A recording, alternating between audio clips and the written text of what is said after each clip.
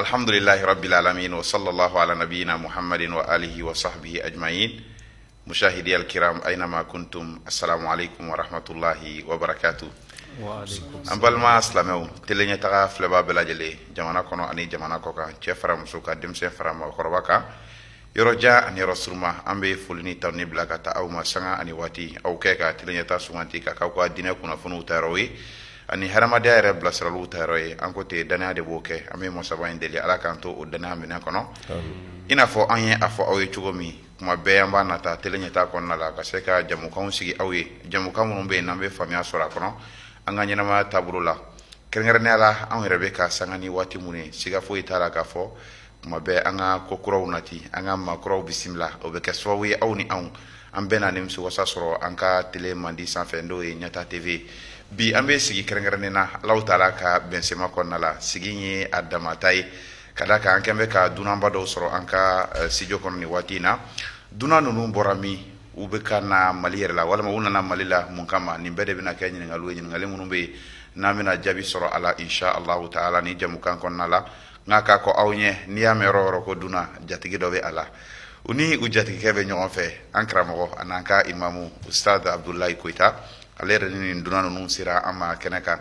an y'a nata depuis waati jan k'a fɔ an ni ninnu ka se ka sigi kɛrɛnkɛrɛnnen kɛ almaru yudabbir wallahu yuqaddir jɔn b'a ta o laɲini kuma bɛɛ nka latigɛ bɛ masaba in bolo ala y'a latigɛ bi k'a fɔ an n'u ka sigi n'an n'u sigira a ka kan fɛnɛ an n'u ka baro kɛrɛnkɛrɛnnen kɛ aw minnu bɛ yen n'a b'a ɲini an fɛ kuma bɛɛ an ka ɲumanw yira u la o baro kɛrɛnkɛrɛnnen aw n'o sɔrɔ insha Allah bi ani maa minnu bɛ baro sigi la walima an ye dunan minnu sɔrɔ an ka karamɔgɔba Ustaz Muhammad Jara Ustaz Muhammad Jara ani an karamɔgɔba Ustaz Muhammad Diané ka fara Imam Abdulahi Koyita kan an n'olu de bɛna baro sigi kɛrɛnkɛrɛnnen kɛ ni Alahu taala jɛna ni a ye nka ko in kun n'a ɲɛɲɛ ka dɔn k'a fɔ an bɛna an da don a la sɔɔni sɔɔni yan'o cɛ folikan ni kuma ɲɛbila don kan an n'o di u bɛɛ ma kelen kelen insha Allah o kɔfɛ an na sɔrɔ ka tɛmɛ ni jamukan ye ɲininkali minnu b'an bolo an bɛn'o di insha Allah aw ni an bɛɛ ka se ka faamu sɔrɔ a la n b'a daminɛ ni Ustaz Koyita ye Ustaz Abdallah salamu aleykum wa rahmatullah. wa aleykum salam wa rahmatullahi wa barakatuh. a ka di teleɲɛta filɛbaw ye kuma bɛɛ k'i ye tabali na hali n'a sɔrɔ k'a fɔ a ka gɛlɛn kuma dɔw la ma la yudraku kulluhu la yutraku julluhu. Ustaz Abdallah an y'i sɔrɔ fɛn bɛɛ sababu ye insha Allah ayiwa bi i b'an fɛ yan kuma ɲɛbila ni folikan fɔlɔ sani an ka na an ka ɲininkali kabakoma na. طيب بسم الله والحمد لله والصلاة والسلام على رسول الله وبعد السلام عليكم ورحمة الله وبركاته. وعليكم السلام ورحمة الله. أمي مسابالة فوق ولمن روك بركة دكاتنو كشرين ما تجمعنا في أكوك جون سمتك محمد البشير صلى الله عليه وسلم. وكفى أمي فولي لسيتلين يتا لجي بغا كيلين كيلين بما أنا لمي بغا كيلين كيلين ب جمانا كونيا أني جمانا كوكا كذا كتيرين بلجي جين فم بفه أمي واتي من أبي أمبا بلجي لنفو وكفى أمي سي نيما سوير ما كدامنا نيما بما كتالا سيفو مغا كيلين كيلين بما أمي فولي لسو بما أمي فنفو كرين كرين يلا يرفنا كتيمنا جاني كبولي كجو kramo no fe kuma be ayna ka mission ka ayna ka doke donc o bi fena ka na shata ira kusuba mo fo la sima cameraman munu mbaka ke so bi ala ta ko fe ka jawta ka la se jin fam be fe ambe furi la suma ambe do ku refene o tumana ye no bismillah o jaranye o tuma jatiga kon me maleon bebulo na kren la mun kon bo ka ciwnu ka bulbulula o ala kon yo keni o note bebe ay resoro u jatiga kon ni Allah taala jena na insha Allah. donc ni kunye foli kay kala se bema jamil barakallahu fiik an balma tileɲɛta filɛbagaw ni tun ye Ustaz Abdulahi Donkan ye folikan ani taronikan a y'o bila ka na aw bɛɛ lajɛlen ma aw minnu kan bɛ ka tileɲɛta sumati ni waati in na o la ni ala jɛnana yan'an bɛ taga an bɛ segin ka na tuguni an kɛrɛfɛ Ustaz Muhammad Diané salamu aleykum. wa aleykum salam wa rahmatullah. Tileɲɛta filɛbagaw n b'a dɔn mɔgɔ caman bɛ u delila k'i ye siraw fɛ sira minnu bɛ bi ni Alahu taala ye a nɔgɔya ye ala belebeleba dɔ réseaux sociaux ye vidéo bɛ circuler ka caya haka ja ka se ladilikaw ma sira caman caman fɛ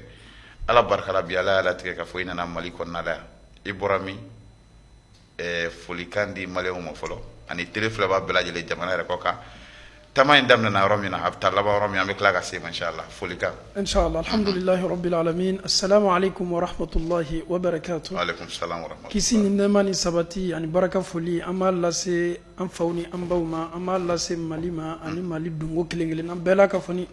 foli min Alahu Taala ye a suwazi k'a kɛrɛkɛrɛ k'a di Muhamadu mantonw ma an bɛ Alahu Taala tanu o la kosɛbɛ nin foli an bɛ ban ka Alahu Taala dali foli nin ye ɲɛsigi ye Alahu Taala bolo k'a ka jɔn senimaw makɔnɔ arijiniso kɔnɔ an bɛ Alahu Taala dali ka an kɛ jɔn cɛ ma minnu kɛtɔ nin foli fɔla arijinɛ kɔnɔ alhamdulillah an bɛ ɲɛtaga tɛ fo kosɛbɛ a baarakɛden kelen kelenna bɛɛ an bɛ foli lase a bɛɛ la ka fɔ ma an sawani mɛ kosɛbɛ alhamdulillah masha Allah barakallahu fik Ustaz Muhammad Jana tɛmɛnen kɔfɛ an bɛ se Ustaz Muhammad Jara fɛnɛ ma Imam Jara salamu alaikum wa alaikum salam wa rahmatullahi wa barakatuh tele ɲɛtaga filɛbaw jamana kɔnɔ ni jamana kɔ kan ka foli kan ni kuma ɲɛbila ni dɔnka d'u ma san'an bɛ taa baro kɔnɔ ayiwa alhamdulillah an bɛ Alahu Taala tanu Ala tanunen kɔfɛ an bɛ tila ka kisi ani nɛɛma ani hinɛ ni baraka caman k'o ɲini Alahu Taala fɛ a k'o k'a ka jɔn ka bɛɛ lajɛlen ka fusamanti kan jɔn min ni i selila ka siɲɛ kelen Ala yɛrɛ bɛ seli kan siɲɛ 10 donc an bɛ foli lase tele ɲɛta filɛbaga bɛɛ lajɛlen ma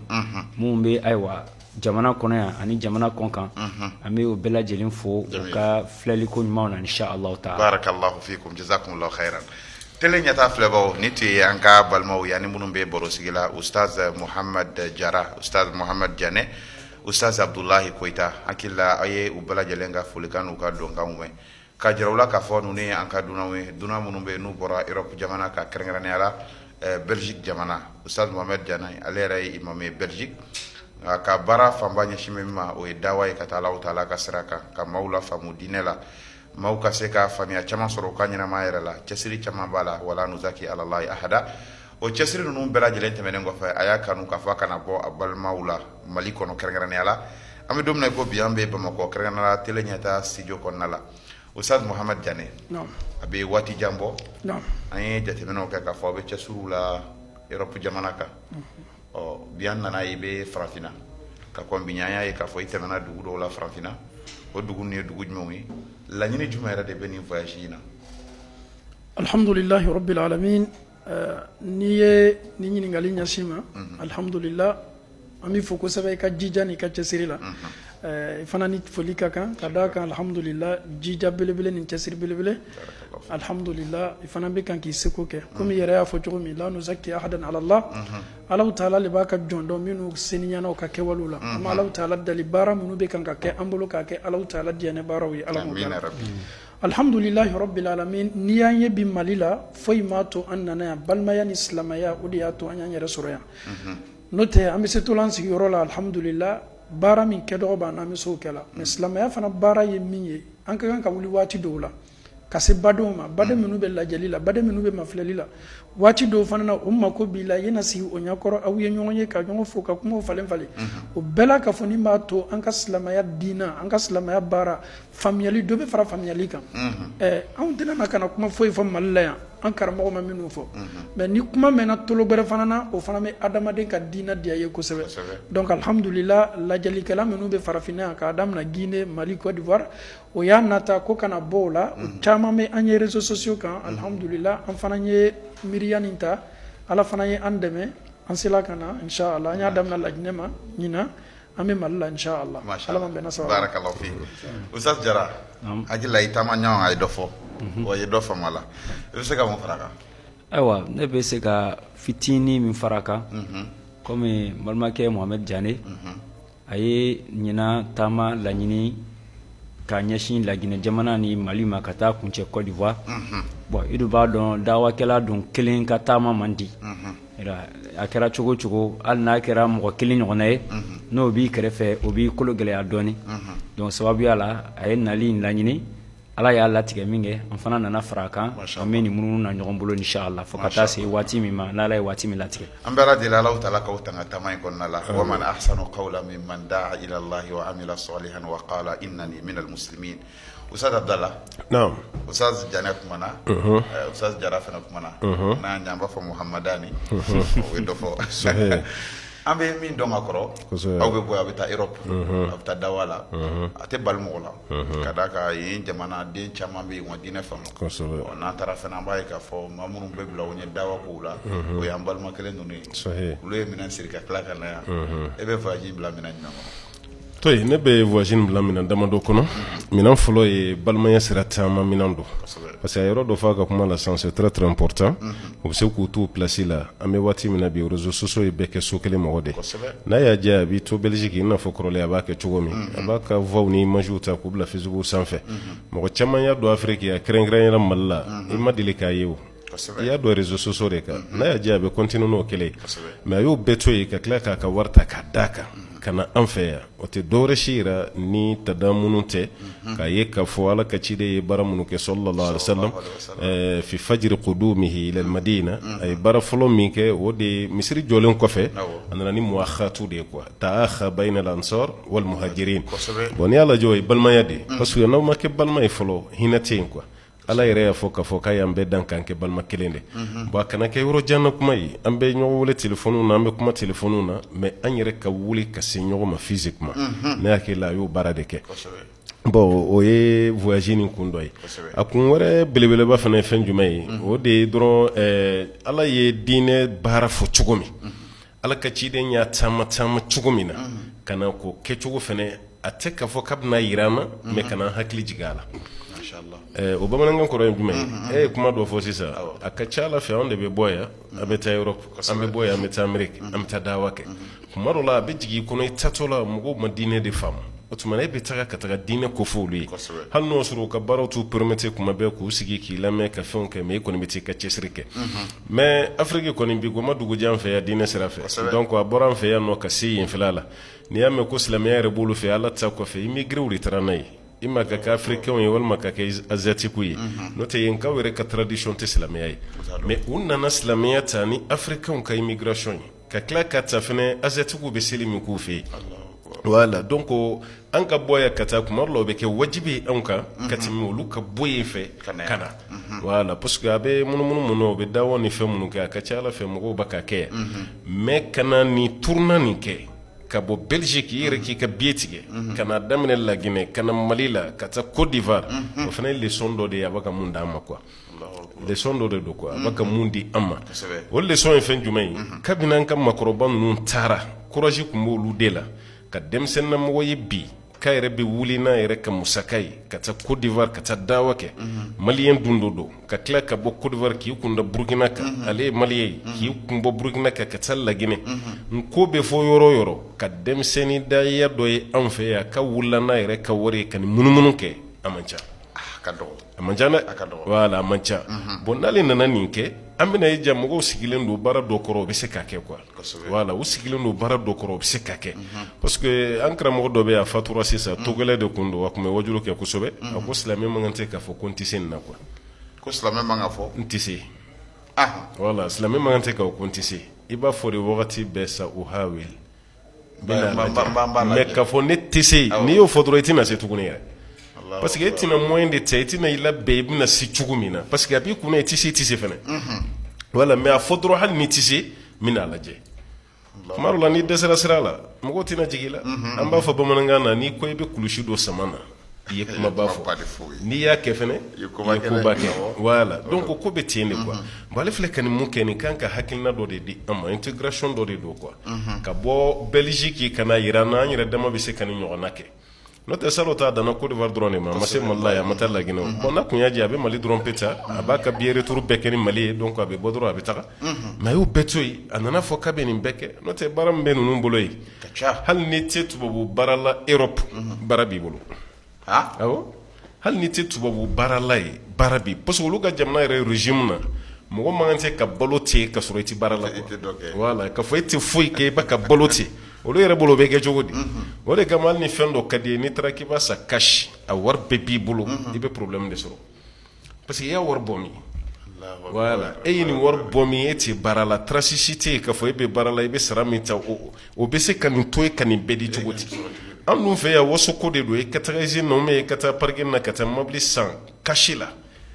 mobilitigi yɛrɛ mun ka d'ale ye ka tɛmɛ o kan mais problème dɔ bɛ sɔrɔ olu fɛ yen n'i ko i b'o kɛ ni ko i b'o kɛ kuma dɔ la k'a fɔ i b'a bɛɛ wari bɔ yɔrɔnin kelen k'a di n'i ma kunnadiya yɛrɛ o bɛ nɛgɛ k'i la quoi parce que olu yɛrɛ bolo nin wari bɛɛ bɛ se ka sɔrɔ cogo di e tɛ nin baara la est ce que e tɛ drogue affaire dɔ la wa est ce que e ma wari nin suɲɛ de wa mɔgɔ bɛ se k'i to olu ka baara la cogo di k'a fɔ i bɛ nin wari bɛɛ fara ɲɔgɔn kan c'est pas qu'il faut facile ka tila kana sanni kɛ bon o b'a yira hali ni tɛ tubabu baara la i bɛ baara la olu fɛ yen o kɔrɔ programme de bɛ yen k'i sigi ten k'i bolo da i sen kan o t'a la voilà bon o tigi k'o bɛɛ dɔn ka tila ka wuli ka bɛna nin munumunu ninnu kɛ dɔwɛrɛ si de tɛ a nana dariso dɔ de di an ma dɔwɛrɛ si tɛ ka tila ka foli de lasegin a ma parce que a ye mun fɔ a tɛna kuma kura wɛrɛ si f'an fɛ yan i tɛna ni kuranɛya kura ye i tɛna ni hadisa kura ye e bɛna ni hakilina min yɛrɛ ye fa ni kuranɛ ni hadisa fana ka ɲɔgɔn sɔrɔ n'o tɛ a tɛna se ka marcher k'o bɛɛ dɔn ka tila ka na tuguni k'a fɔ k'a bɛna dɔwɛrɛ fɔ o la alhamdulillah an bɛ foli de las'a ma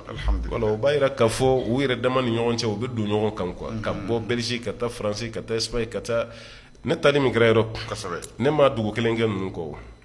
a y'a bɛɛ kɛ ɲɔgɔn fɛ an y'a bɛɛ kɛ ɲɔgɔn fɛ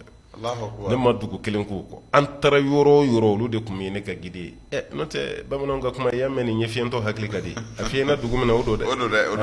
i fiyɛna yɔrɔ min na i hakili ka di ye n'o tɛ i ma deli ka se yɔrɔ min i hakili diya b'o la i kalanna cogo o cogo fo dɔ de ka bila i ɲɛ ne ka bɔ ayiwa Belgique ka taa France ninnu de bilara n ɲɛ ka bɔ Belgique ka taa Hollande ninnu de bilara n ɲɛ ka bɔ Belgique ka taa Luxembourg ninnu de bilara n ɲɛ bɛɛ la an n'u ma mun kelen pe kɛ dɔrɔn o ye Espagne de voilà an n'u m'o de kɛ dɔwɛrɛ bɛ yen nɔ o fana y'o kɛ mais kabini an donna Belgique kɔni o jatigikɛ min tun b'an na Espagne u y'o ka baara jigin olu yɛrɛ de sina ka yɛrɛ ta ten voilà bon tubabu jamana ma nɔgɔ ka kalo kelen kɛ i bɛ munumunu na mɔgɔ nɔfɛ e dun ye famille tigi de i bɛ yen a n'an ka farafin jamana ninnu tɛ kelen i bɛ jɛ fɛn bɛɛ de k'o la hali n'i bɛ sara o salaire i bɛ jɛ o kɔ de voilà o salaire tɛ di o nanzaraw fɛ yen nɔ kɔni i bɛ mun kɛ o de bɛ d'i ma i ma mun kɔni i ma mun kɛ kɔni o tɛ o kuma t'a la voilà donc ka kuma surunya kuma surunya ka da ka mɔgɔ bɛ fɛn bala kosɛbɛ n'ala sɔnna ma inchallah a bɛ ka taa cogo ala ka sutura Jamil Ustaz Diané an ye Ustaz Abdala ka kumakan mɛn baara minnu bɛ n'olu kɛra ka tɛmɛ hakililajigi kɛra dɔw la nka a b'a to n bɛ ɲininkali dɔ bɔ ko in kɔnɔ o de ye k'a fɔ inchigalatu n'o ye occupation ka ca u bolo kosɛbɛ Europe jamana ka kɛrɛnkɛrɛnnenya la Belgique o occupation caya ni baaraba minnu b'aw bolo yen nɔ n b'a dɔn diinɛ jɔyɔrɔ ka bɔ a la kosɛbɛ e bɛ se k'i da don cogo di yen silamɛya la ka dɔ ɲɛfɔ anw ye yan alhamdulillahi rabbil alamin ni ye ɲininkali bilinba ye a ka dun kosɛbɛ maa minnu kɛni bɛ ka cɛsiri kɛ baara la ye ka da kan maaw bɛ bɔ yan ka wa baara de kɛ tubabu la bɛɛ bɛ taa le n ye so jɔ n ye n ka ɲɛnamaya labɛn ka ban fana k'a fɔ ko i ye to baara la fana ka i sɛbɛ don ala ko ma ko min na a ma nɔgɔ dɛ a ma nɔgɔ Ustaz b'a kalama a ka telefɔni bɛ sɔnni su ni tile ka bɔ o de ma an bɛ baara la an tɛ se la seliw kɛla waatiw la hali seli min yɛrɛ kɛtɔ filɛla Alahu Taala bolo adamaden ka bato baaraw cɛma kiyama lon o yɛrɛ kɛ a waati la o bɛɛ ka gɛlɛn donc n'i y'a ye tubabula bi silamɛya ye jihadi belebele ye silamɛw bolo ye mais alhamdulillah maa minnu kɛni bɛ k'i sɛbɛ don diinɛ nin tali ma ninnu kɛni bɛ ka effort ba kɛ o b'o ka nafolo ɲini o bɛ tila fana ka fɛɛrɛ kɛ ka se Alahu Taala ka waatiw latanga la k'a kɛ a kɛ waati ɲuman na minnu sɛbɛba man kan b'olu le ma dɔw fana bɛ yen olu yɛrɛ mako tɛ n'o tilala baara la waati min ka don so kɔnɔ seli fana lansara fitiri o bɛ sin ka nin bɛɛ kɛ an goro ye alhamdulillah maa minnu kɔni bɛ jihadi belebele la ka da kan jihadi yɛrɛ fɔlɔfɔlɔ o de y'i yɛrɛ kun kɛlɛ k'i yɛrɛ kun kɛlɛ donc alhamdulillah ko minnu a ma nɔgɔ mais alhamdulillah an ka usazi ka wajibili kan minnu bɛ tɛmɛ n'i yɛrɛ ka ladilikan senima minnu bɛ lamɛn a kɛni bɛ ka dɔ fara jija ni cɛsiriw kan n'a kɛni bɛ ka dusukun ɲigin kosɛbɛ nafolo ɲana ɲaɲa nafolo diyala a ɲinina ye ɲaɲa n'an banna dɔnna k'a fɔ ko saya bɛ na an ta ka bɔ nin bonda kɔnɔ a caman na a bɛ adamadenw bila jija la u ka diina ɲɛɲini ni u ka diina baara la komi a ma nɔgɔ mais alhamdulillah ni min kɔni ye Alahu Taala dali ka ban fana ka silaw la taama ala b'a nɔgɔya i ye yɛlɛmaniw kɔni bɛ kan ka don kow la changement bɛ kan ka don alhamdulillah Jamil yɛlɛmaniw bɛ ka don changement bɛ ka don n bɛ fɛ ka na ɲininkali kɛ i yɛrɛ jɔra a kan yen aw yɛrɛ ka jateminɛ la silamɛya bɛ lahalaya jumɛn na yen nɔ mɔgɔw ka ɲɛsin ni silamɛya ma alhamdulillah an bɛ o kuma kɛ volet fila ye mɔgɔw ka ɲɛsin ni silamɛya ma a bɛ se kɛla tubabuw ye tubabu minnu yɛrɛ bɛ u ka jamana la olu ka doli silamɛya la walama farafin minnu yɛrɛ bɛ u ka jija silamɛya la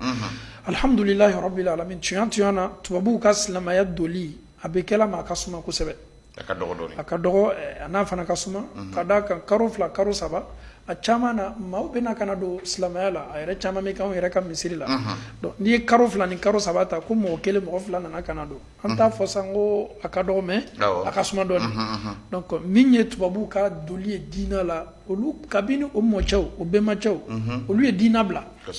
donc o kɔni y'a mɛn k'a fɔ ko mɔcɛw n'o bɛnbacɛw tun ye chrétiens ye la preuve en est que o ka église bɛɛ la kafoni datugulen don olu yɛrɛ ye diina yɛrɛ le relation tigɛ u ye diina yɛrɛ le ye k'a to yen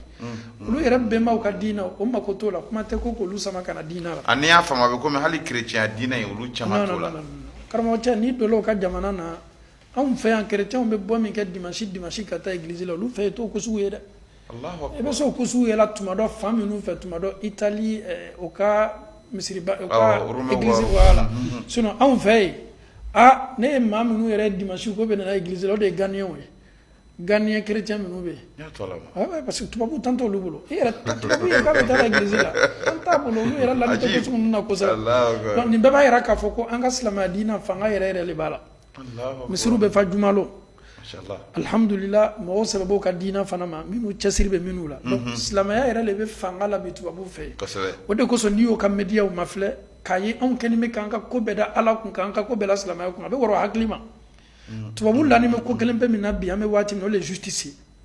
la justice tu me fais du mal je te convoque an bɛ taa justice la ni jo bɛ n fɛ o bɛ jo di yan ni jo t'e fɛ fana a banna e bɛ bila kaso la olu lani bɛ ko min na o ka ɲɛnamaya la bi o de ye justice ye k'a fɔ ko ala ko n'i ye maa tɔɲɔ a bɛ tan alhamdulillah olu kɔni bɛ baara kɛ ka bɔ o ka justice le ma donc diina min bɛ an bolo silamɛya diina fanga yɛrɛ yɛrɛ de b'a la anw taara jamana dɔ la maa dɔw le silamatɔw ye mais o sɔnna an ka diina ye misiriw b'an bolo fan bɛɛ la ka fɔ nin fɛ an yɛrɛ bɛ waati min na bi selino n'a ka selinoya fɔlɔ denmisɛnw tun bɛ taa ekɔli la selino silamadon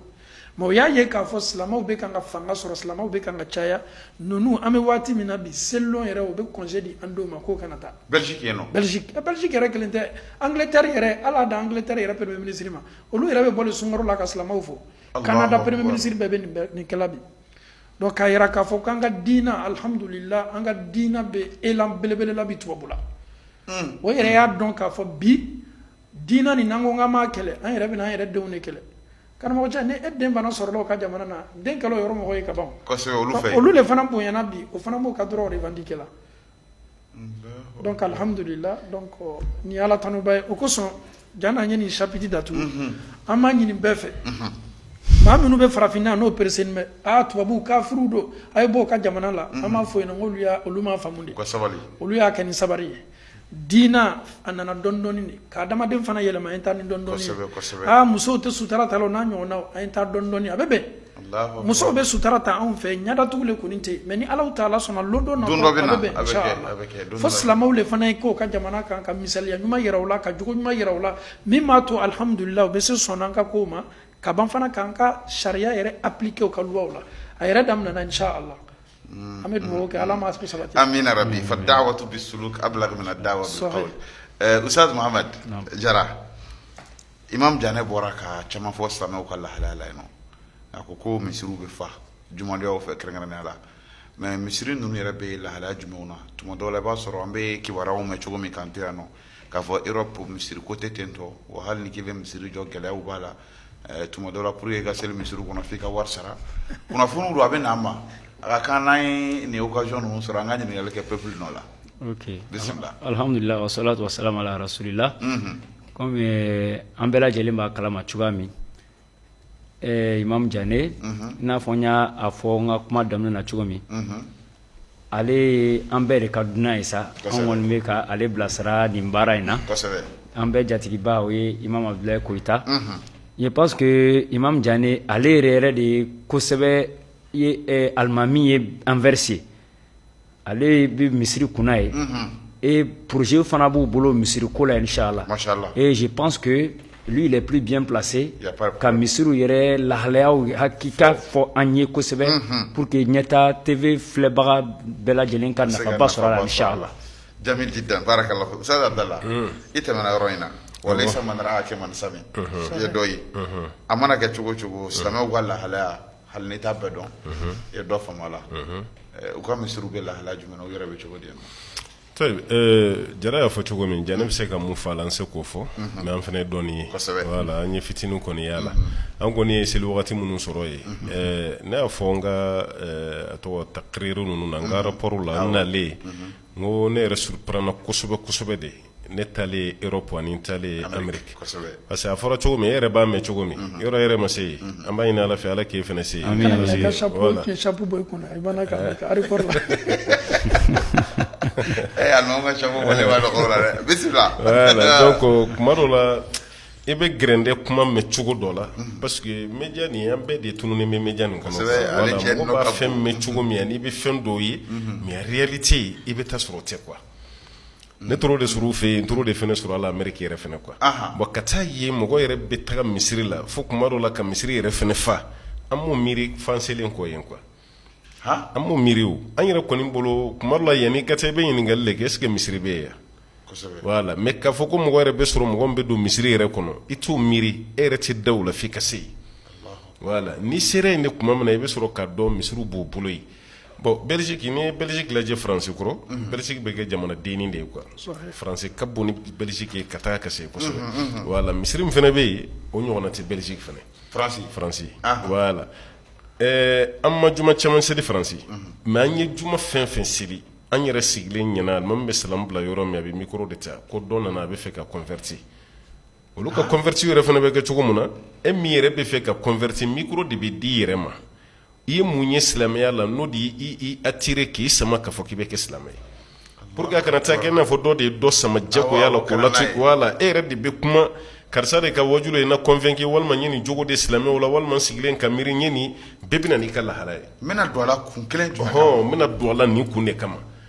bon fɛnɛ mun filɛ nin fɛnɛ kelen bɛ i nafa dama publicité tuguni ka ɲɛsin silamɛya ma parce que ale b'a fɔli min kɛ n bɛna don silamɛya la nin kama o fɛnɛ bɛna kɛ sira dɔ de dayɛlɛlen mɔgɔ wɛrɛ dɔ b'o ɲɛɲini dɔ fɛnɛ b'o ɲɛɲini voilà bon hali an bɛ kuma minnu mɛn kuma dɔ la u bɛ ka silamɛya kɛlɛ u bɛ ka nin kɛ tan u bɛ ka sira dɔ de bɛ yen parce que u ka jamanadenw yɛrɛ de bɛ ka diinɛ de embrasser sisan voilà jamanadenw de bɛ ka kɛ bon o ye Faransi ye o ye a tɔgɔ Espagne ye o ye Belgique ye an kɔni taara yɔrɔ o yɔrɔ o y'o bɛɛ de ye misiri ko la o y'o bɛɛ de ye misiri ko la suraka minnu bɛ yen olu y'an kɔ misiri ko la hali n'o y'a sɔrɔ an yɛrɛ sera a jamana k'a dɔw ye mais olu yɛrɛ ye an kɔ misiri ko la voilà parce que alhamdulillah projet dɔ b'olu yɛrɛ bolo a kan ka kɛ peut-être yɛrɛ da bɛ s'a ma o de bɛna kɛ farafin misiriba ye k'a fɔ maa fɛn fɛn bɛ n ko fɔ olu bɛɛ lajɛlen bɛ se ka selen cogo min Anvers yɛrɛ kɔnɔ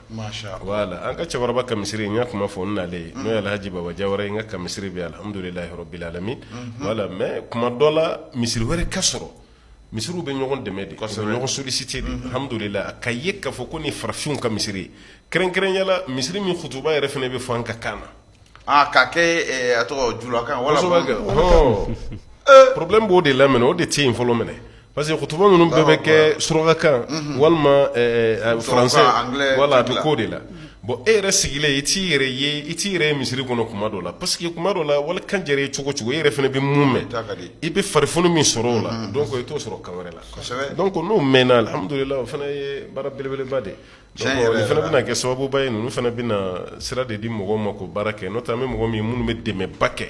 o ye jɛman ninnu de ye dɛ misiri ko la kɔni awɔ kuma t'a sɔrɔ alamaw yɔrɔnin kelen ka sin k'a yira ten k'a fɔ ko nin de bɛ yen a ye nin di u k'u bolo d'u kun k'a di u ka teli o la ka tɛmɛ an ka siɲɛ 10 donc ka misiri ko kɔnɔ alhamdulilah Imam Jane inchallah bɛ karamɔgɔ Koyita n'an ma kuma minɛ ale bolo kuma dɔ a bɛ taga misiri ko la Koyita ye dɔ fɔ Imam Jara yɛrɛ fɛnɛ ye ishara kɛ k'a fɔ an ka segin ma Imam Koyita ta kɔfɛ i bɛ se ka mun de fara a kan hali sisan Belgique ka fara a dafɛ yɔrɔ ninnu kan n'aw bɛ misiriw jɔ a bɛ lahala jumɛn na misiri ninnu yɛrɛ a kɔnɔseliw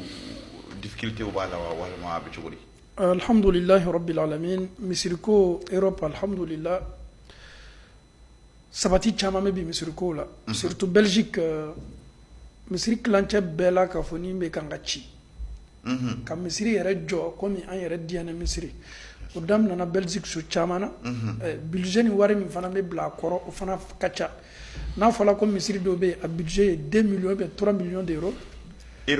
euro n'o y'a kuma fɔ dɔrɔn ka a collecte ko fɔ dɔrɔn tile 3 tile 4 a wari bɛɛ bɛ don 2 millions d'euros 2 millions 3 millions d'euros o misiriw ka ca a bɛ mambili caman bɛ na jɔ a kɔnɔ parkiw caman bɛ na a misiri masha Allah olu bɛ kan ka jɔ Belgique yɛrɛ so caman bɛ yen Saint-Nicolas Lokeren a so caman bɛ yen minnu misiriw jɔla ka jɔ komi i yɛrɛ mako bɛ misiri jɔ la cogo min ka dugukolo yɛrɛ san ka ban ka jɔ a kan o bɛɛ la ka fɔ ni min an fɛ yen bi alhamdulilahi rabbil alamin anw yɛrɛ fana an ye misiri ko do daminɛ Ala fana ye an dɛmɛ an ye yɔrɔ sɔrɔ komi Ustaz Koyita y'a fɔ cogo min inchallah Malien wa Ivoirien wa Guinéen wa Burkinabé wa c'est-à-dire maa bɛ ko fɔ ni Alahu Taala sɔnna ni misiri bɛna kɛ silama bɛɛ ta ye pour que an den minnu fana bɛ sɔrɔla ye ka d'a kan den minnu tɛ arabu kan mɛn olu bɛna sigi ka na alimami ka kutuba mɛn o tɛ foyi mɛn kutuba la o t'a faamu kosɛbɛ komi sɛku yɛrɛ bɔla yen anw ka misiri la kan fila de bɛ fɔ yen arabukan ani faransɛ mɔgɔ min yɛrɛ bɛ faransɛ fɔ o de ye ne ye misiri la a tɔw ye arabukanw ye bon bɛɛ tɛ faransɛ mɛn bɛɛ fana tɛ arabukan mɛn kosɛbɛ faransɛ yɛrɛ farala kan ka bɛn mun ma ka d'a kan tɔ minnu bɛ nana ye pour que o fana se ka dɔ t'a la mais ni misiri yɛrɛ bɛ k'a fɔ ko ala la bamanankan yɛrɛ bɛ fɔ a kɔnɔ ni Sheikh Abubakar taala ye don min kutuba bɛ d'a ma donc baasi t'a la donc nin b'a to denw bɛ s'a dɔnna k'a fɔ ala la alhamdulillah en fana on se sent maintenant dans la chose on comprend aussi ce que lui-même dit donc alhamdulillah misiriw an fɛ yen bi misiriw bɛ fa seli waatiw la jumalon misiriw bɛ fa misiriw fana bɛ kan ka dayɛlɛ waati bɛɛ la ka fɔ ni masha Allah alhamdulillah rabbil alamin d'accord ni yɔrɔ min to ka ɲininkali dɔ kɛ yan'an bɛ bɔ yen nisba taqribi la misiri min bɛ Belgique parce que tiɲɛ yɛrɛ la Ustaz Abdala ka kuma dɔ bɛ yen ne tun bɛna fɔ san'an bɛ taa a bɛ k'an kɔnɔ misiri kɔni i b'a ye kelen kelen kelen kelen mais k'a fɔ misiri bɛ taa caya jamana la jamana min silamɛw man ca a tun bɛ bala anw na mais ne y'a misaliya surunmanin dɔ sɔrɔ Congo de bon n b'a dɔn ni Europe ta in fɛnɛ fɔra a bɛ sɔn ka maa caman nafa misiri min bɛ yen a bɛ se misiri 10 hakɛ 30 hakɛ fo k'o dɔn quoi Ɲata TV bɛ carré bɛ na mais carré na bɛ fo carré Madi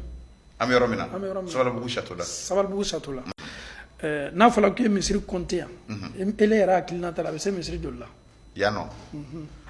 fɔ Sabalibugu yan Sabalibugu misiri bɛɛ wa fawqa 30 fawqa 30 alhamdulilahi rabbil alamin ni ne fana ɲininka la ne bɛ Anvers yɔrɔ min n bɛ côté min na ko n ye misiri compter a tɛ jigin misiri 30 duguma parce que ne yɛrɛ bɛ yɔrɔ min o ye misiri de ye Ustaz yɛrɛ tun bɛ yen de ne ka yɔrɔ kɔfɛ toujours misiri de b'o ye siladala misiri de b'o ye misiri bɛ an fɛ côté bɛɛ la Kafoni na Alaji Kuruma yɛrɛ ka da an ka communauté maa dɔ b'o ka da wallahi i bɛ misiri compter ɲɔgɔn kɔ sila kelen kan tuma dɔ misiri 4 Afganw ka misiri bɛ yen Turkiw ka misiri bɛ yen c'est-à-dire maa maa ye silamɛ ni ressortissant de Belgique so kɔnɔ misiri b'a bɛɛ la Kafoni bolo misiri bɛ yen fan bɛɛ la Kafoni fɛ k'a fɔ le misiri joli de bɛ yen a ka ca karamɔgɔ cɛ a tɛ tɛmɛ Ala ta kan Alahu Taala ye tiɲɛ fɔ ka fɔ diinɛ ale b'a dɛmɛ an sigilen bɛ an b'a la ka dugu minnu miiri ko silamɛya tɛ yen an b'a la k'a ye olu ka misiri n'an ka misiriw bɛɛ lajɛlen bɛ ka fɛngɛ Imam Janɛ yan'an bɛ segin ma Ustaz Abdala i ye caman mɛn Ustaz Jara yɛrɛ fana ye caman mɛn misiri da min fɔra a ye ne dabali ban kosɛbɛ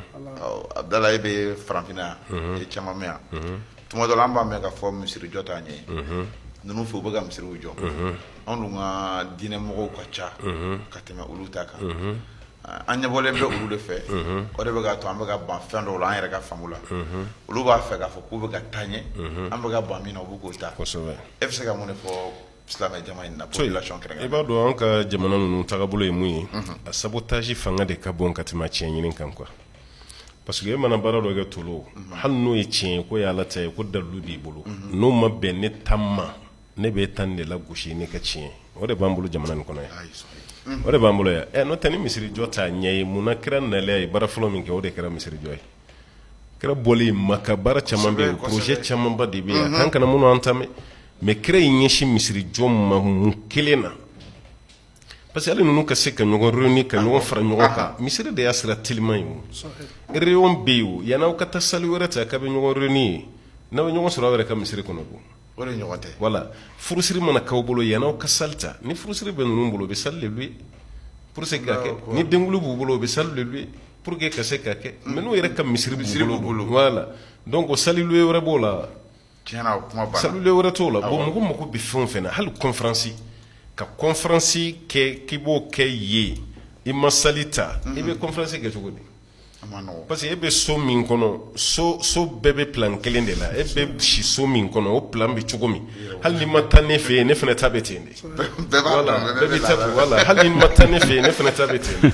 bon e bɛ se k'a fɔ cogo ne ka mɔgɔ fara ɲɔgɔn kan n ka salon kɔnɔ parce que e ka salon bɛnnen don i muso n'i denw dɔrɔn de ma a bɛnnen dilannen bɛ jamana yɛrɛ so jɔ cogo yɛrɛ la a dilannen bɛ ka bɛn olu dɔrɔn pe de ma cayaba nin anw de nana n'a ye n'o tɛ olu fɛ yen olu ti camanba ninnu ye wala i muso kɛlɛ yɛrɛ i den kurunin fila a banna ni so fitinin yɛrɛ o ye wulunin siyɔrɔ ye a banna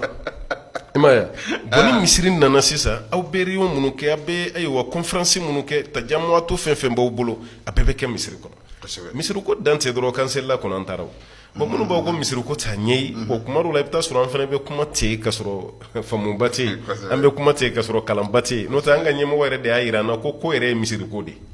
kira yɛrɛ de y'o jira an na sɔlɔlɔ misiri yɛrɛ de ka k'i bolo fɔlɔ o de ye ko ye o de kama jɛma minnu bɛ kɛ yen olu y'o de faamu taalen o ye fɛn fɔlɔ minnu ɲini dɔrɔn o ye misiri ye mais an ka mɔgɔ kun fɔlɔ minnu taara i yɛrɛ bɛ taga k'a ye kabini 1960 kabini 60 70 an ka mɔgɔ dɔw taara jamana ninnu kan mais i tɛ markɛzi kelen ye farafinw tɔgɔla ye i t'a ye ko nin ye farafinw ka misiri ye ka caya o ye Europe yɛrɛ tagabolo bɛɛ ye hali n'i y'a ye a bɛ location de la a bɛ location de la voilà bon ninnu de y'a dɔn misiri ko de y'a ɲɛ ye olu y'o ɲɛsin misiri de ma u ka fɛn bɛɛ bɛ kɛ misiri de kɔnɔ fɛn bɛɛ u ye fɛn bɛɛ kɛ ye parce que n'a fɔra ko misiri fana seli bɛ kɛ yɔrɔ min na o dama tɛ o aw ka suntigɛw bɛ labɛn a kɔnɔna na aw mago bɛ ɲɔgɔn dɔ réunion dɔ bɛ kɛ yen hata voilà logora foli diya fa mɔgɔ dɔw jiginna aw ka yan n'o ka taa o teli ta so dɔw b'a bolo misiri yɛrɛ la o sigi bɛ se ka jigin bon alhamdulillah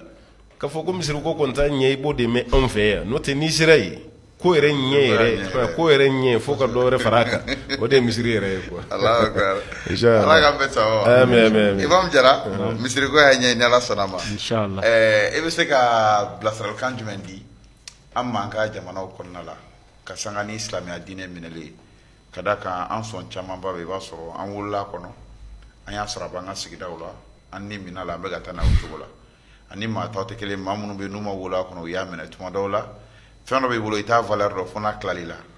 fɛn dɔ yɛrɛ bɛ tuma dɔ n'i y'a sɔrɔ ni sɔrɔ cogo gɛlɛya i bɛ se ka valeur bɔ dɔn a la e bɛ se ka bilasiralikan jumɛn di ka n'anw ma ayiwa alhamdulillah wassalatu wassalam ala man la nabiyya ba'da ne bɛ bilasiralikan min fɔ o la toujours ka segin ka taa tubabu la an farafinw anw hakili la ko anw de ta ye silamɛya ye quoi i n'a fɔ kumaw bolibolila ka na cogoya min k'a miiri k'a fɔ ko tubabu yɛrɛ olu ka sira tɛ silamɛya fɛ or ni dun nana jate minɛ bi Cheikh Jane yɛrɛ da bɛ to ka s'a ma silamɛya min bɛ tubabu la bi o tɛ yan bi kuma bɛ bali mɔgɔw la ka sɔrɔ n'i y'a filɛ k'a bila a tɛntɛn ka ɲɛ puisque bi ne bɛ se k'a fɔ ko ne wolola silamɛya la k'an kɔrɔbaya la mais ne ka sira yɛrɛ tɛ silamɛya ɲɛɲinini fɛ o caman bɛ yan n bɛ se ka san 30 san 40 walima san 50 sɔrɔ ni kumana dɔrɔn ne fa de tun ye nin ye n mɔkɛ de tun ye nin ye n fakɔrɔba de tun ye nin ye kuma caman anw bɛ waso ni o ko ninnu de or français dɔ bɛ se ka don silamɛya la ten walima belge dɔ bɛ don silamɛya la ten a ka san 2 san 3 san 4 wa san 5 silamɛya ale bɛ se ka e min wolola kɔnɔ i ye san 50 sɔrɔ a b'i kala la bi bon nin bɛɛ ye Alahu Taala ka kuma de in yasha yudhibukum wa yati bi khalqin jadid c'est tu vois n'a diyara n ye an y'a to yen Ala bɛ an bɛɛ bɔ silamɛya kɔnɔ ka tila tuguni ka mɔgɔ wɛrɛ bila min b'a kɛ ka ɲɛ donc bi an bɛ yɔrɔ min na bi n'i nana fɔ ko k'ali kiti yɛrɛ tigɛ silamɛya min c'est-à-dire n'a fɔra ko a ye taa don alijinɛ kɔnɔ bi n'aw ka silamɛya kɛcogo ɲuman ye n m'a fɔ farafinw tɛ don dɛ nka an bɛ don européens kɔfɛ de Ala ka faamuyali ko ɲuman d'an ma amina rabi Ala ka faamuyali ko ɲuman d'an ma Imam Jane hakili la waati b'a la ka taa kosɛbɛ ɲininkali dɔ bɛ yan a ka kan ka kɛ réseaux sociaux n'o ye bɔlɔlɔ ye an ɲɛ b'a la k'a fɔ diɲɛ laban a bɛ ɲini ka kɛ wajibi ye an ka ɲɛnamaya kɔnɔna la a ye ɲɛli kɛ nka tiɲɛni dɔ fana b'a la ka bonya Imam Jane ne n'i ka ɲɔgɔn dɔn a bɛ se san 5 ma bi nka Alahu Taala y'a latigɛ an ɲɛ k'a da ɲɔgɔn kan bi de a kɛra réseaux sociaux in sababu la vidéo caman bɛ an ye k'a fɔ i b'a bila ladilikan bolo ma conférence ni muhadaraw ni fɛn caman b'i bolo activités ka ca réseaux sociaux in kan waati kɛra an nana ye k'a fɔ réseau kɛra sababu ye ka silamɛya jeune camanba de tiɲɛ maa caman bilala fili minɛn kɔnɔna la hakilina jumɛn ni e bila ka conférence ni débat ni conseil wari sire daminɛ k'a bila réseaux sociaux kan ne ye ɲininkali kun fɔlɔ ye filanan i ka ladilikan di anw ma jeunes. الحمد لله رب العالمين الذي بنعمته تتم الصالحات شكتلو نيني نغالي ديالا ني كوسبه كدا كان بي جينيسي ماكو بي نيني نغال لا بي كوسبه كرامو لو باني ميك ما مينا بي تليفون لا واتي بي وديني ni muso te woleli la cɛw bɛ woleli la n ni muso dɔw le bɛ kuma na muso ni cɛw le bɛ kuma na karamɔgɔ yɛrɛ tɔɔrɔ la karamɔgɔ maa lɔ b'a kɛ cogo min n'i ye réseaux sociaux ma filɛ fɔlɔ mɔgɔw tun bɛ vidéo le ye YouTube kan waati bɛɛ silamɛw hakilinata y'a ye k'a fɔ tuma dɔ anw ni nin baara kɛli man kan ni don réseaux sociaux ma filɛ a fɔlɔfɔlɔ karamɔgɔ caman y'a kɛlɛ k'a kɛlɛ adamaden do an ye waati to ko la waati bɛɛ le temps aussi nous donne raison toujours a nana ye k'a fɔ alhamdulillah wajibili minnu bɛ kɛla an bolo est ce que bɛɛ le bɛ temps sɔrɔ ka taa misiri la wa mɔgɔ min b'a ka baara kɛyɔrɔ k'o ye bɔ ka taa misiri la o sɛgɛnnen do donc alhamdulillahi rabbil alamin ni hakilinata le y'a ye sa anw yɛrɛ fana don la réseaux sociaux ko wajibili la an y'a daminɛ YouTube le ma fɔlɔ ka wajibiliw kɛ k'a bila YouTube kan maa minnu bɛ musique ma filɛla YouTube la ni fɛn fana bɛ anw fana bolo ni réseaux sociaux kan silamɛya laseli la a caman na ni ko maa ye nin dabila ye ko dɔ fana yɛrɛ la a bɛ se min filɛ la donc alhamdulillah baara nin daminɛna nin cogo de la fo ka na Facebook yɛrɛ ta daminɛ komi i y'a fɔ cogo min ɲɔgɔn lɔn sa tuma dɔ dɔ b'a san 5 kan alhamdulillah fana kabini bɛ kalandenya la Soudan alhamdulillah i ka jija ni ka cɛsiri an tun ɲɛma la donc nin bɛɛ ye réseaux sociaux de ye n'i y'a ta ko min kama Alahu Taala bɛ o le nɔgɔya ye komi anw ye a utiliser dawa bonda le kɔnɔ ka Alahu Taala kumakanw cori a kan ka karamɔgɔw kumakanw cori a kan maa minnu sigilen b'o ka so kɔnɔ olu b'o yɛrɛ nafa la hali n'u ma déplacer ka taa wajibili kɛyɔrɔ donc a nafa ka bon bi kosɛbɛ komi a kɔlɔlɔ fana ka bon nafa b'a la dɛ nafa belebele de b'a la mais a tiɲɛni fana fanga ka bon munna tiɲɛni fanga ka bon ala ɲɛsiranyabaliya don parce que adamaden n'i banna bilali kun na k'a fɔ ko Alahu Taala ka kɔrɔsili b'i kan kɛni bɛ k'i contrôler Alahu Taala yɛrɛ ye mɛlɛka 2 bila n'i ye sanga ni waati bɛɛ olu fana kɛni bɛ k'i ka waliw bɛɛ la ka fɔ ni sɛbɛ wallahi i bɛ siran Alahu Taala ɲɛ ni adamaden siranna Alahu Taala ɲɛ dogo la ka tila ka siran Alahu Taala ɲɛ bɛɛ kan wallahi i ka ko bɛɛ bɛ nɔgɔya o kosɔn hadisa kelen pe bɛ yen an b'o fɔ silama bɛɛ la ka fɔ ni ye ni hadisa mɛn bisimila ala kɛra sɔlɔ sallam a ka sahaba belebele dɔ bɛ ni hadisa lakali a bɛ fɔ sahaba ma ko Thawban a ko kira ko ni ma nin kisi b'a ye la alamanna aqwaman min ummati ya'tuna yawma al-qiyama bi hasanatin ka amthali jibali tihama ni ye Alahu Taala ka jɔn dɔw ye kiyamalo o natɔ ala kɛra ko sallallahu alaihi wasallam Alahu Taala bɛna ninnu ka baara ɲumanw bɔ k'a yɛrɛ u la baara kɛla kɛko ɲuman na seli ɲana su ɲana hiji ɲana jaka yɛrɛ ɲana ala b'a fɔ karama sera i ka baara ma filɛ ale b'i ɲɛ kɔrɔta k'a ka baara ma filɛ a bɛ kuru belebele dɔ ye nin kuru ka se ni nɔgɔ foyi t'a la ale yɛrɛ bɛ sin ka sawa Alahu Taala ye sarako ɲuman di yan n ka baaraw ɲana ale nisɔndiyani k'a fɔ ko non k'a to la arijinɛ kɔnɔ doli ma a ɲa bɛ to a ka baara ɲuman la min ye ɲɔgɔn n'a ye komi kuru Alahu Taala bɛ tila o la a b'a bɛɛ la ka fɔ ni yɛlɛma k'a kɛ poussière ye k'a lata haba an mansura nin bɛ fɔ don min kɛra bolo Thawban siranna sahaba bɛɛ siranna a ko ya Rasulallah sifhum lana ala kɛra maa minnu ka baara ɲuman kɛtɔ ɲɛsigi ye k'o makɔnɔ o ɲa bɛ se o ka baara ɲumanw ma ala bɛ tila k'o ka baara ɲumanw kɛ gbanban ye ala kɛra anw ɲɛfɛ ye ninnu ko fɔ an ye an fana kana bara an yɛrɛ la kiyamalo an ka baaraw kana na tiɲɛ kɛra ko Thawbani ma ani sahaba tɔw aw badenw no aw n'o bɛɛ la ka fɔ ni ye kan kelen de fɔ aw yɛrɛ bɛ baara ɲuman minnu kɛ sufɛ min ye suseli ye wallahi o fana bɛ suseli kɛ n'a ye ويأخذون من الليل ما تأخذون ولكن ما منون إذا خلوا بمحارم الله انتهكوها نينو يو يرسل واتي أو كلني على الصبارو ibo ye obo yere di ala sobaro ma ni do e maflali ke bi telephone minu be an bolo ele ni ka telephone kele ne ma nyanti la e kele ne kanime ka mafle awolelu na flelu do e ka baranyuma ni bebe se chiena ka be ka telephone utiliser juguma kiyama do ni hadisa yɛrɛ ka kan ka an bɛɛ la ka fɔ ni lasilan ka bɛn réseaux sociaux utiliser li ma i ka seli bɛ se ɲana i ka sun bɛ se ɲana hiji i ka baara ɲuman bɛɛ ala bɛ tila fana ka baara ɲuman yɛrɛ i la mais ele tun bɛ baara min kɛ dogo la maa ɲɛ tun t'i la ala sɔ baara do ni ele lakolonyala waati waati ni ala sɔkow ye i b'i yɛrɛ d'a ma nin baara bɛ kɛ sababu ye k'i bɔnɛ i ka baara bɛɛ la ka fɔ nin na donc lamɛnnikɛla bɛɛ ka kan k'i janto ni hadisa la an kana taa bara an yɛrɛ la kiyama lo baara min kɛla an bolo karamɔgɔ cɛ fajiri seli ka gɛlɛn dɛ surtout an bɛ nɛnɛ waati min na mali la e ye wuli ka seliji ta ka seli ka alaw taala ye sundo ka gɛlɛn dɛ karamɔgɔ cɛ hiji yɛrɛ ala d'aw ma ala da mina ɲɛgɛn minnu bɛ yen k'a fɔ ko e ye nin baara ɲuman bɛɛ kɛ nin bɛɛ kɛla ɲɛsigi ye k'i makɔnɔ surtout wajibiliw n'a ɲɔgɔnnaw e yɛrɛ sawani bɛ kiyama lo e bɛ taa jɔ i ka baara ɲuman bɛ yɛrɛ la alaw taala bɛ tila o la ko o bɛɛ yɛlɛma k'o kɛ gbangba ye ka d'a kan tumana o tumana n'i b'i kelen na i tɛ siran alaw taala ɲɛ donc ni dun ye mafilɛli kɛ bi adamaden m'a yɛrɛ sɔrɔ kelen na waati jumɛn bi o le n'i ka téléphone ye surtout réseaux sociaux i m'a ye bi wa hali ni internet t'an ko an bɛ sin ka mɔnɛ par il faut marcher aujourd'hui avec a bɛ kɛ bana yɛrɛ ye a b'i bana donc an b'alaw taala le dali a faamuyali ko ɲuman ko di an bɛɛ ma ala m'o kɛra amina rabi Imam Koyita hakili la baro sera kuncɛyɔrɔ la kosɛbɛ thème min fɛnɛ dayɛlɛla nin yɛrɛ y'a dama thème ye nka ne b'a fɛ ka dakuruɲɛ damadamani fɔ san'an bɛ kumakan labanw di bon aw ye kuma jɔyɔrɔ min n bɛ dakuruɲɛ fila fɔ dɔrɔn de kan kuma dɔ la fɛn dɔ don kuma mɔgɔw tɛ faamuya sɔrɔ a la mais taalen ɲɛ mɔgɔw bɛna faamu o y'a adamadenya yɛrɛ tagabolo bɛɛ de a y'a fɔ cogo min na réseaux sociaux a kɛlɛla kosɛbɛ bon fɛn bɛɛ faamu kuma a kɛlɛla hali an filɛ télé min na sa o kɛlɛlen don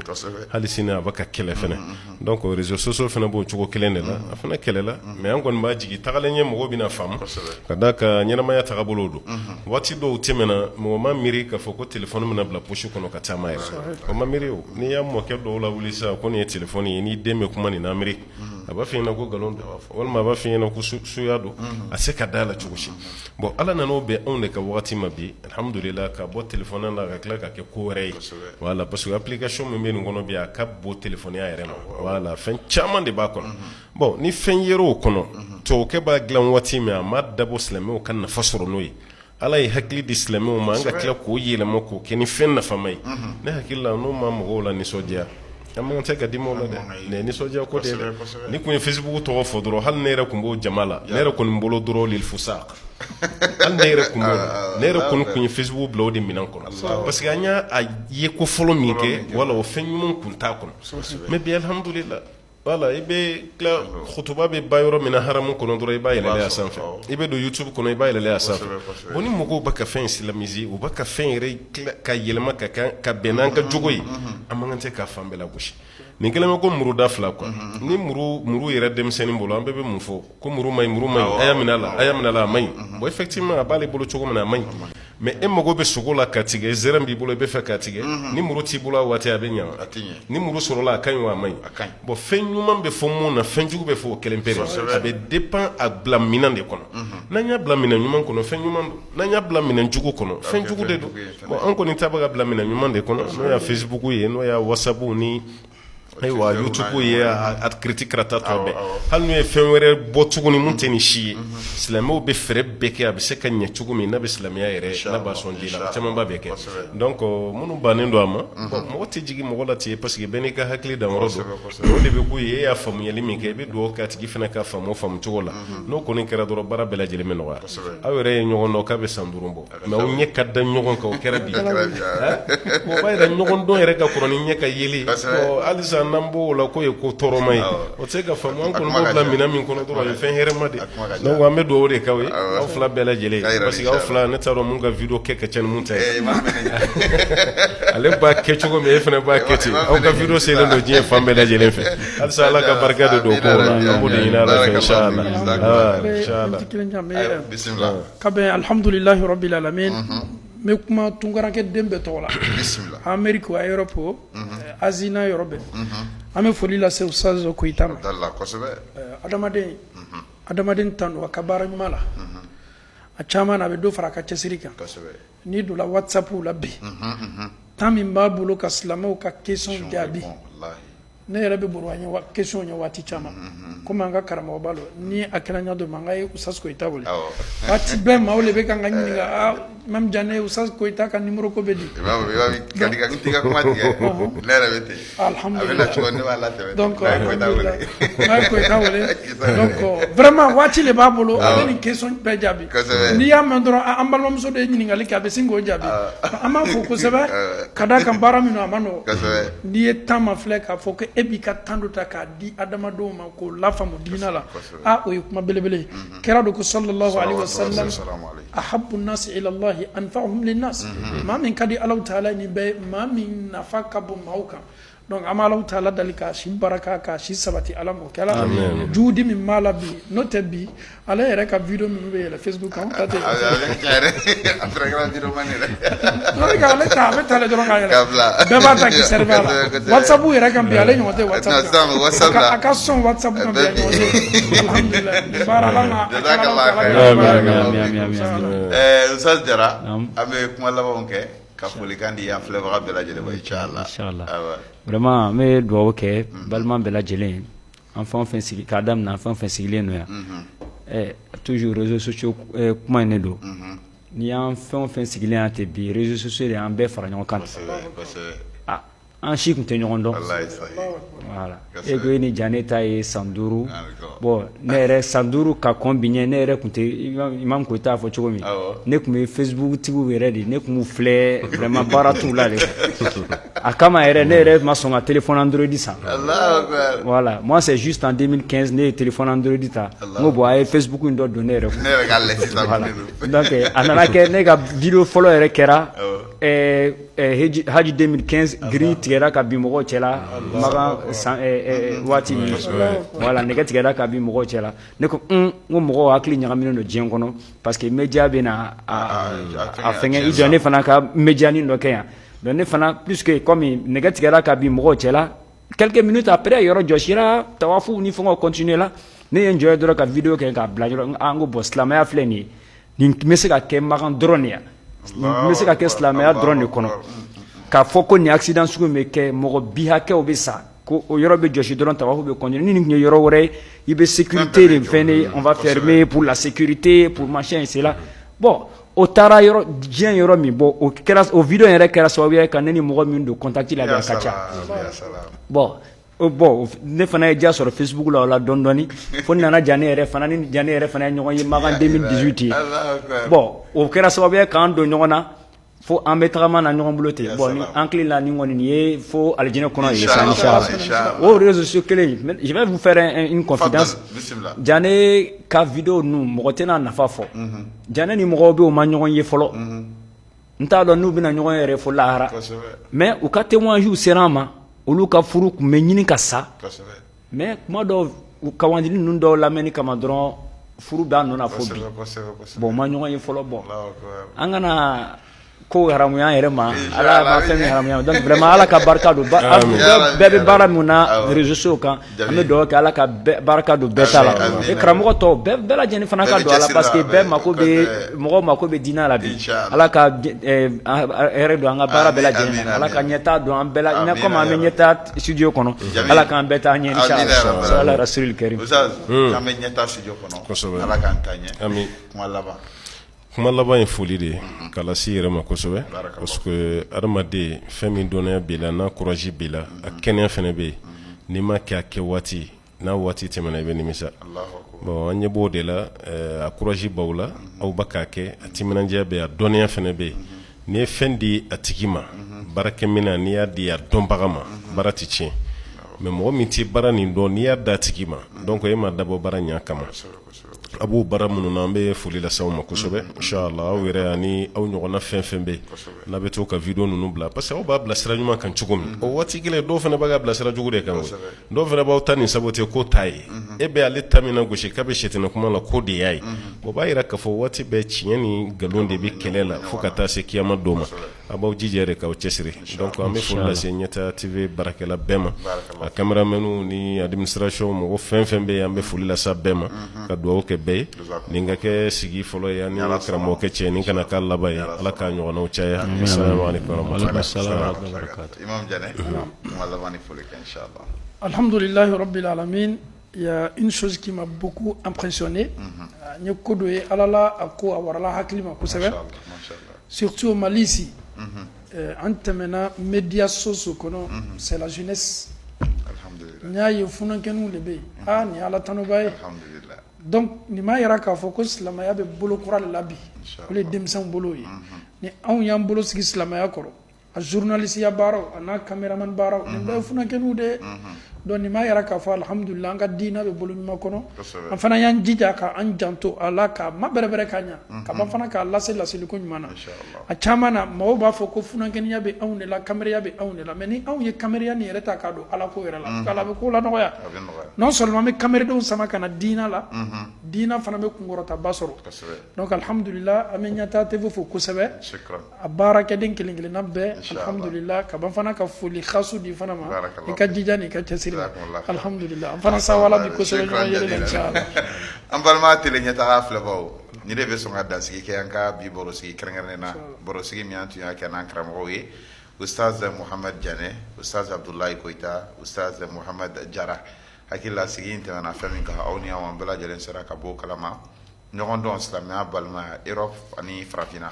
a ka ja Amérique an y'an da don dɔɔnin na silamɛya yɛrɛ bɛ lahalaya min na sini an bɛ jigiya jumɛn taara silamɛya ye o kɔfɛ ka na laban ka munumunu ye soso min bɛ yen n'aw kɛra sababu ye n'a ye ɲɔgɔn dɔn a yɛrɛ kow bɛ lahalaya jumɛn na silamɛw kan ka minɛ cogo jumɛn na nafa jumɛn bɛ se ka sɔrɔ a la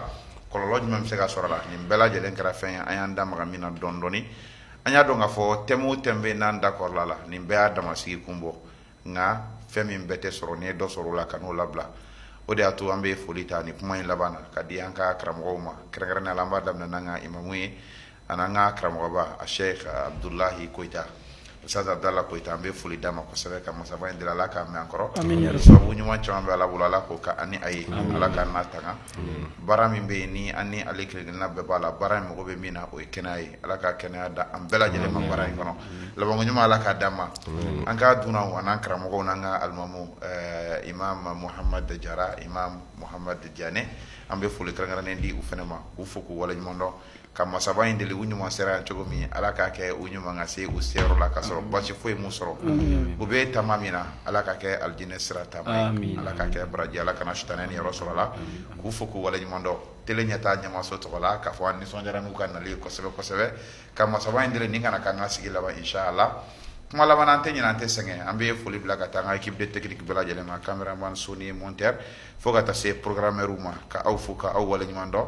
tele ɲɛtaa sugantili la ka k'aw ka diinɛ kunnafoniw ta yɔrɔ ye ni Alahu taala jɛna ni a ye sigi wɛrɛ a bɛ nin kɔfɛ inshallahu taala madama si tɔ tora ni Ala jɛna n'a ye yeli bɛ kɛ tuguni k'aw fo ka waleɲuman dɔn hada wa sallallahu ala nabiyina Muhammad wa alihi wa sahbihi ajma'in